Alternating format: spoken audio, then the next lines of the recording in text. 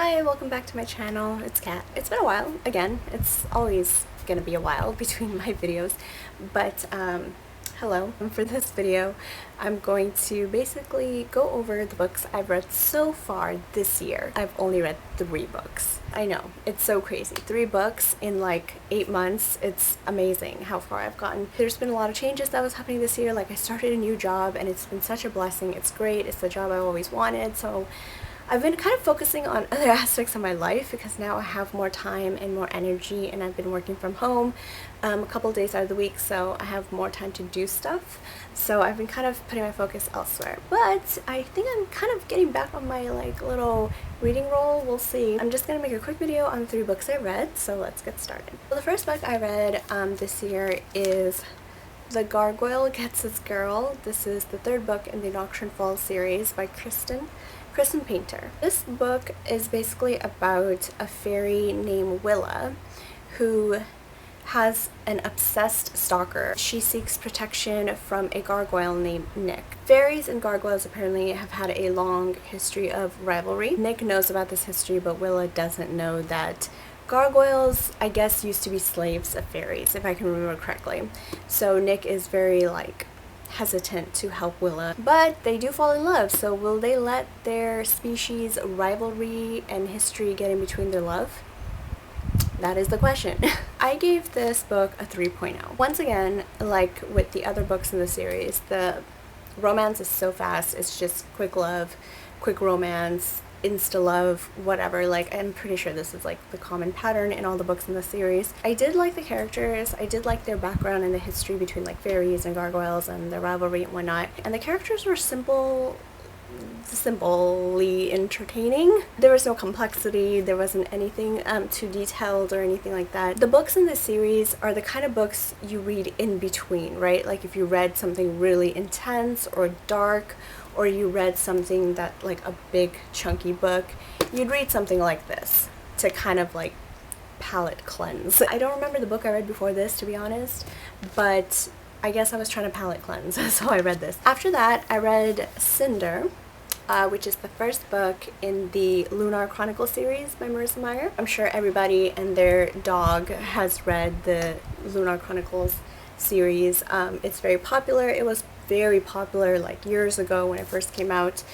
So I'm just kind of hopping on this bandwagon. Cinder is kind of loosely based on the Cinderella story, but basically this book takes place in futuristic Beijing, where the main character, Cinder, is a cyborg, and she is a very well-known mechanic, so she can fix like everybody's robots and shit. Earth is plagued by a terrible disease, and Cinder realizes that she's immune to this disease. She doesn't get affected by it. After her sister gets infected by this disease, her evil, wicked stepmother forces Cinder to be part of a research that's trying to find a cure to this plague. There, the scientists learn things about her that she didn't even know about herself. She also starts developing feelings for another character, the main guy character, Prince Kai, who has taken an interest in her after she helped fix his android. But he also has troubles of his own. His father passes away, now he's next in line to be king,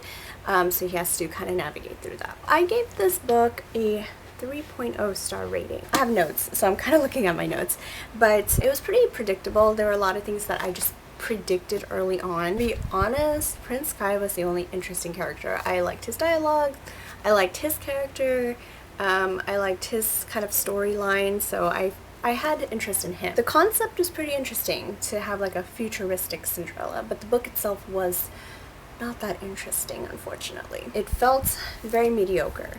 And I know for a fact, almost certainly know for a fact, that if I read this book when I was younger, kind of like around the time it came out, I probably would have had more interest in it. The thing is, I'm a grown adult, so YA books are just not my taste, and they're just not my thing anymore. I've just been reading a lot of books that are on my shelf, and the series happens to be one of them, and I've always wanted to read the series, but I've kind of come to learn that YA books, it's just hard to relate to the character when they're like nowhere near your age anymore. That's why I didn't really enjoy it, but I know that younger me would have probably enjoyed it more. So yeah, 3.0, but I'm excited to read the rest of the books. Third book that I read so far this year is The Witch Haven, and this is by Sasha Payton Smith. This cover is what drew me, to be honest. The cover, it was definitely a cover buy, and if you look behind the dust jacket, it's just so pretty. Like, yeah, I love sparkly things. I've always loved sparkly things, so it was easy to grab this book. The Witch Haven is the first book in a duology, I believe. The second book is, I think, already out. Yes? Sorry about that. Witch Haven is basically about 17-year-old Frances, who discovers she has witch powers after accidentally killing her boss, who attacked her. She was taken to a witch school by two women disguised as nurses. There she learns more about her powers and the power of sisterhood and the power of friendship, all the while trying to find her brother's murderer. I gave this book a 2.0 star rating. I kind of knew that this book is not going to be for me because it's taking place in 1911 and I'm not a historical fiction reader. It was incredibly dull and boring. Characters were not interesting. Main character was very annoying. She kept thinking she's useless and she's a failure and she's a disappointment and she makes mistakes. Like, she would keep calling herself stupid, like just these very negative words. But she's supposed to be this powerful witch. She's supposed to be a witch with just a lot of power, but it's hard to be convinced that she's a powerful witch when she keeps putting herself down and looks at herself in a negative light. Because if she believes she's stupid and useless, and the author writes her that way, so the author kind of believes she's stupid and useless, then me as a reader, I'm gonna believe she's stupid and useless.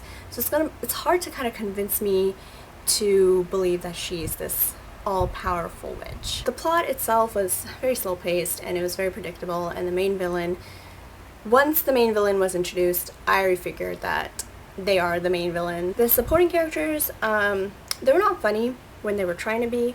Sometimes supporting characters are actually the humor and heart of the book, but in this case, there was no humor, a little bit of heart, that's it.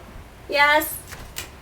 The friendship, the sisterhood, the sister bonding, whatever, did not seem convincing. I feel like there could have been more done with the power that she possessed. Like, there could have been more that she could have done with it. Granted, this is just the first book, and maybe the second book will do more justice and give more context. I think in the second book, it might kind of explain more. Other than that, it wasn't the most enjoyable read. Yes! Alrighty guys, so that's the end of my video. Thank you for watching. Thank you for listening to my rants and rambles. If you made it this far, I appreciate it. Didn't have a great reading year so far, but the series I'm reading right now is quite enjoyable, so I really can't wait to review that. I hope you guys are having a great reading year. Let me know what your favorite book you've read so far, and I will talk to you guys next time. Bye!